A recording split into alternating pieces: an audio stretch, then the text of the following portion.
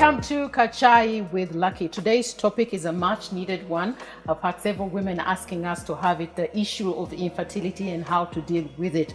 That is why we decided to bring you a midwife who is a Mrs. Lillian. So good to have you here on the show. Thank you very much. Mrs. Ashlyn Mubiru, to just have a conversation on this thing. Before we even go into how you can deal with it, first of all, Lillian, maybe you explain to us what infertility is. Basically, with infertility, it is like lack of conception or failure to conceive despite the continuous sexual, unprotected sexual intercourse for at least a year. So if, for example, you have a couple, they're having regular sexual intercourse, which is even unprotected, but for at least a year, and there is no conception at all. So that's what we usually regard as infertility. We have the primary infertility, we have the secondary infertility. So when we talk about primary infertility, here you have a woman failing to conceive regardless or despite having unprotected sexual intercourse for at least 2 years with a fertile man. So you have a woman here who is having unprotected sex with a fertile man, but for like at least 2 years, and there is no conception at all. And then you have the other side, you have secondary infertility. What does it mean?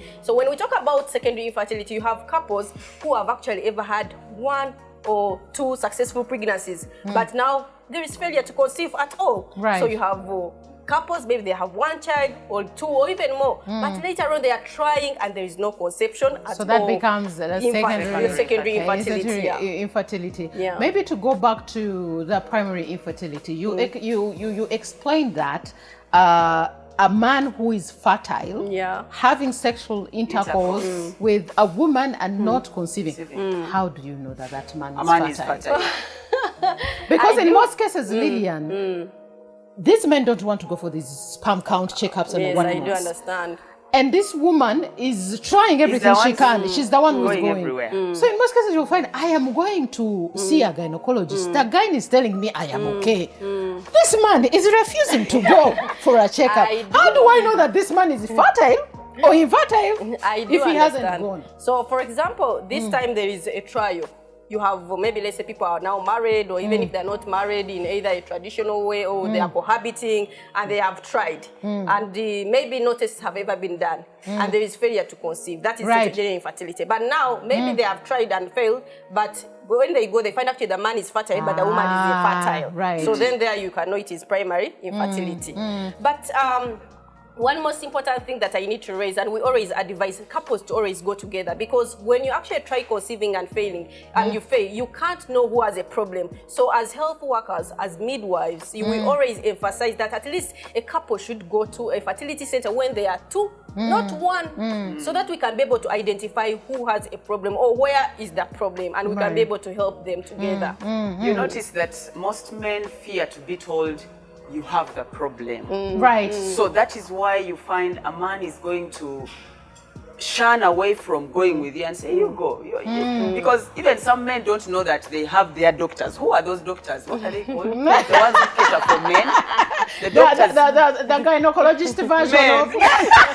Don't they use urologists though? I think urologists mostly cover issues that have to do with fertility and all of that. So you can have a blend of the two. You can have the gynecologist, you can have the urologist, depending. Depending on. Okay. So what makes a man fear most times is to be told that it's actually the woman is okay, the problem is with the man. Most men even think that because they have a child, it's not their problem. And that's why it will be important for us to actually go into the causes and try to find out. So maybe to go into more details, you may want to know who is at a risk of getting infertility, of getting fertile and all that. So we have very many like risk factors, or very many factors that contribute to one's becoming infertile. Let's talk about the avoidable first of all, the avoidable ones. Yes, and those are the risk factors that actually can be prevented. So for example, you're looking at maybe obesity, overweight with obesity, that can easily actually increase your risks or increase your risk of becoming infertile. For both man and woman? Yes, for both. And then you have increased age in women above 35 years, above 40 years, you decrease your chances of becoming fertile. And the same also on the side of men. Yes, when they are 40 years and above, 50 years and above, 60 and all that. I know we already say that men are fatter. Even they're not. They're not. After 40, I think it goes down. Yeah, it also decreases. It decreases, but it's still there. But for a woman, I think the chances are lower. Yeah, they decrease actually even more. Then also you have maybe like untreated sexually transmitted, infections or diseases. They actually decrease one's chances of becoming fertile, and very many others, maybe medications that actually being used. And all that. How about contraceptives? Because the conversation of contraceptives has been a bit tricky. Yes. Midwives don't want to come out and have conversations of this thing can actually cause infertility, because you're also pushing the aspect of trying to protect yourself from unwanted pregnancies. Yes. So you're caught between pushing unwanted pregnancies and the side effects of these contraceptives. There are some contraceptions I am very sure that would lead to infertility. You be honest with us, Lillian. I do understand you, and thank you very much for bringing me on the show to be able to, to clear the air and clear the air and provide all the information. So basically, when we are actually as midwives, when we are providing the different family planning methods, we do actually give, of course, the advantages and the disadvantages or the side effects. So, for example, depending on which family planning method that you're using, let me give an example. That, for example, if you're using injectables, you're using injector plan and all that, we know that actually because of the hormonal levels that are there that are very high, you will actually find that even when you withdraw or you stop taking the injectables or you stop being given the injectables, you will take a longer time to conceive. That one is known and it's actually documented. So you can find that someone is on injectables. You know how people can say, I've chosen injectables and that is it, Musawo, whatever you say, that's what I've decided. And it's their choice. When actually and it is their choice, Munai. What we do is provide information, but the decision is on that. It's yours. But you find that actually someone has taken these injectables for a long time and all that. And after using them, after using, and maybe they stop or withdraw, but remember the hormonal levels still of preventing one from conceiving, they are still high. So that means you can even take 1 year, 2 years, 3 years. I've seen. Wow. That becomes real. a bit... And then someone is saying contraceptives are bad, family planning is bad, they go on the social media, stop and all that. And yet, but because of the method that they were using. So now we have people who are dealing with infertility and we know about it. How do we support them? For example, if you're a couple and your woman is the one with the issue, how do you support them? Because a hell lot of them are depressed. You are here, you've been told that it's going to take a while for you to get pregnant. If you get pregnant. If you get pregnant, because chances are you might not be. How do these men support? Because in most cases it will be, I'm going to find another woman. And yet if it's his problem, he wants you to hang around and help him deal with it. It calls on for patience. And what we always do, we always encourage couples to come, come to the fertility center together, come to a hospital together, then identify the problem together, so that the man is also aware, not whereby the woman knows the problem and the man is saying, me, I'm fine, me, I what, and the man doesn't want to know. So we always encourage that they are together. And once we know that, okay, now infertility is the problem, what next? We always provide them with routine counseling as much as possible, Right. Yes, we always provide counseling as much as possible, psychotherapy as much as possible, spend time together, spend time with friends, listen to music, do some simple exercises, things that can be able to occupy your mind or one's mind, because otherwise it is a serious problem. And actually, people indeed go into depression. You can't imagine that right now, we actually, infertility is classified as a disability. I mean, one is unable to perform their normal or routine activities because of infertility. So it is not something that we can just ignore. So it is something that is very serious now. So there's been, I don't know if this falls under infertility, but there's people who have conceived. Oh, yeah? But they can't carry the pregnancy. Oh, yeah. So they have more than 5 miscarriages, 10. Now that is different from infertility. That then becomes what? It becomes another problem, but not infertility. I think that falls under miscarriages. I think next time we should look at it, because the effect that it has on a woman, it's almost the same effect it has on an infertile woman. I know. In terms of depression, you conceive, and then you hear 1 month, 2 months down the road, and it goes goes all that bad. And actually, you have reminded me, usually in a fertility center, when you try out the different, methods in order for one to conceive, let's say maybe you have done IVF, which is in vitro fertilization, maybe I'll talk more details about it, and maybe a woman, you remember they have been struggling, the couple, and maybe this time, you understand what I mean? And someone conceives. So in the first place, before they even consider, they can be like, Musa, what do you think? Don't commit yourself, like it's not 100%. It's not 100%. Not even 80%, but you're trying. So let's say Nekakwata, 1 month down the road, they lose what? They lose the pregnancy. It is so depressing. You find people frustrated, you find people crying. However much you have all that money, you find actually people are loaded. You know what I mean, loaded. People have the money, they can't.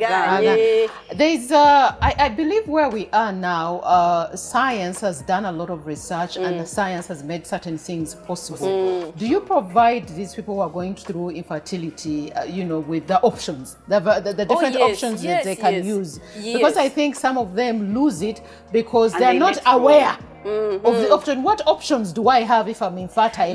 When the couples come to a fertility center or to hospitals, and we in trying to diagnose and find out, okay, you have infertility, but due to what? That is what is important. So depending on actually what causes infertility, then it guides us on how we can be able to actually manage this infertility.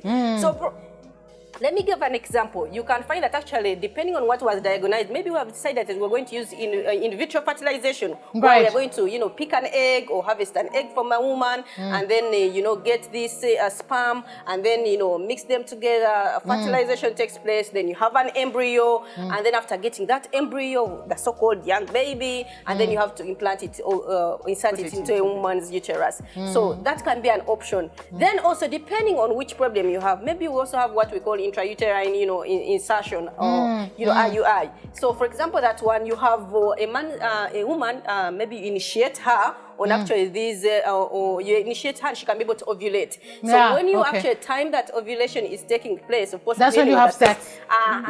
So this time maybe you may actually get a sperm and you insert in the woman. Because I've seen in the movies where they're like, I'm ovulating now, they run. Also that one, yes, we actually always recommend timing of the sexual intercourse because it is very key. And actually research shows that some people actually, not because they are infertile, but wrong timing. Also the frequency matters. Because we usually advise that at least have, if you're trying to, have a child, have sexual intercourse at least 3 to 4 times a week. But you want to have a child and you're having sexual intercourse only once a month. So the more you have it, but then I've read someone, you can correct me, that at if you overdo it, if a man does it, at it might delay the pregnancy because what is being produced, the type of sperm that you're producing might not be the right.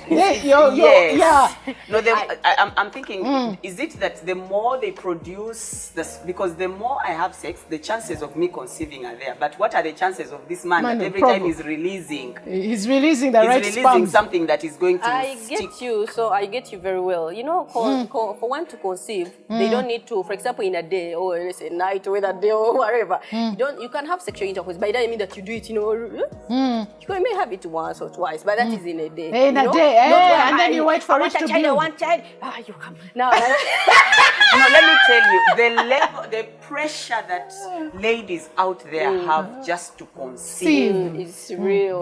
When they usually say, when you're doing it, don't think about it. I know. You cannot stop thinking about it because when you don't have a child. It's like unavoidable. It actually will just come when it does. But then, Lillian, and you can correct me if I'm wrong, I think also how you take care of yourself while you're going through infertilities will either increase the chances of you having a child or not. Exercising. Take care of your mental health and your physical health. That's because you need a physical workout, even if it's not obesity, because some people are small, but they're unfit. They're going through there are actually some people who are small and underweight that they can't conceive. That is exactly. Very true. That is also so very you become so underweight that you can't. And I had that problem. I was too small that my first 2 years I was like, after wedding we are having fun, we are enjoying. Man, when it came to serious? I was like, wait a minute. Why are we not getting the baby? 1 year, 2 years, 3 years, 4 years, and you are actually not seeing anything. The one thing that I had was a supportive man. I get you. He was patient. He was patient, not necessarily because he has a child, but because he knew what I was going through. I do understand you. And if a partner understands where you're coming from, right, and because I used to love kids, my stepchild was my everything. Right. Like I used to do, I found her at 1 and 2 years. Oh yeah, I get you. So she was my everything, and I loved her, and I was looking forward to my own child. So that alone, and he would tell you, don't worry, and I would tell him, forget it. You have a child. But I don't have. Yeah. So it creates some level of tension, but he never gave up on me. I understand. And the moment you go to these doctors and they say you're fine. I even had to go to my grandmother and start asking, Ani wafatazara. I know. Yeah, because you felt like now you start looking for the genes, who hasn't given birth. Is there a history in my family? And it was like there's none. Even the one who died and left a child. It's really, I think it's a really tough situation. It's a tough thing to deal Yeah, with. that is very true. And the mental well-being or mental health is very, very key here. Because people go into depression, actually there are less chances of a couple surviving if there is no child. Because, for example, in the African society, we believe that actually children are a source of strength, a source of pride, that social confidence. How you can put your kids on Facebook. And maybe you believe that in old age, probably the children will be able to take care of you, maybe maintenance of that family lineage and all that. That's how we do believe. So that means that if a couple is unable to have a child or children, they will be psychologically not fine, they will be emotionally tortured or stressed or, strained and all that. And that does not only affect the couple, it also affects the society at large. Exactly. That is why I think we should also, as we conclude this topic, which is very broad, I think we'll have a part 2. How does society help couples that are going through infertility? Because I think we contribute to depression of these people. For example, a couple has taken a while without having a child. You're always asking them, when are you having a child? When are you having a... Why are you asking that question? Yes. In-laws let a man not even to concentrate on their wives. They're always thinking, you haven't given birth. I mean, 4 years. There are girls outside here they're like a girl who you had before you married her. All that. They create a lot of tension around the man, that the man forgets to concentrate on his partner. I do understand you very well. And it is something that destroys a relationship, even if it would have built, because when you are emotionally detached, even the egg inside there will not be able to be accepted. So we tell people to be more understanding. If you see a couple that doesn't have child, you don't know their story, don't ask questions uncomfortable. It's not your business. Stay out of people's wombs. It's not your concern. You're not a doctor. And that's maybe we are also coming out there to really educate, to sensitize the public and understand that infertility is real, but it can also be managed. We understand that the care and treatment of infertility has always been a serious problem globally, and of course in Africa and Uganda it has been worse. But of course with the upcoming technology, all this now has a solution. So that means even if a couple is unable to have a child, we can always support them and they can be able to have a child. Or even if everything fails, we can still provide that support, psychological, the mental support, the psychological support is very key. Let the woman concentrate on themselves. Let them know what to eat right. I started eating right. Because those days I used not to eat. I would eat popcorn and tea or juice. And I became so thin and so small because I'm thinking, I shouldn't put on weight, not knowing that you are being now underweight. Yes.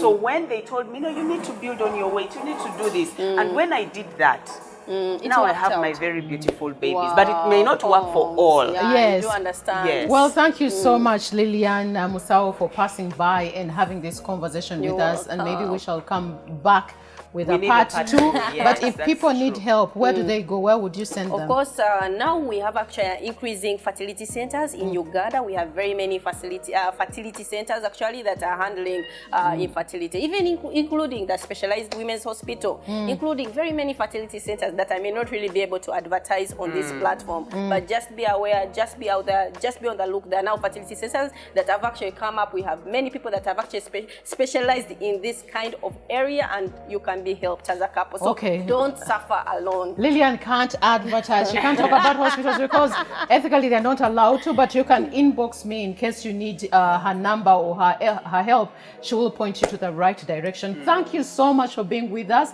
Subscribe to our YouTube channel, Kachai with Lucky, so that you can be part of the family and part of the conversation. Kwaheri, God bless you. Thank you.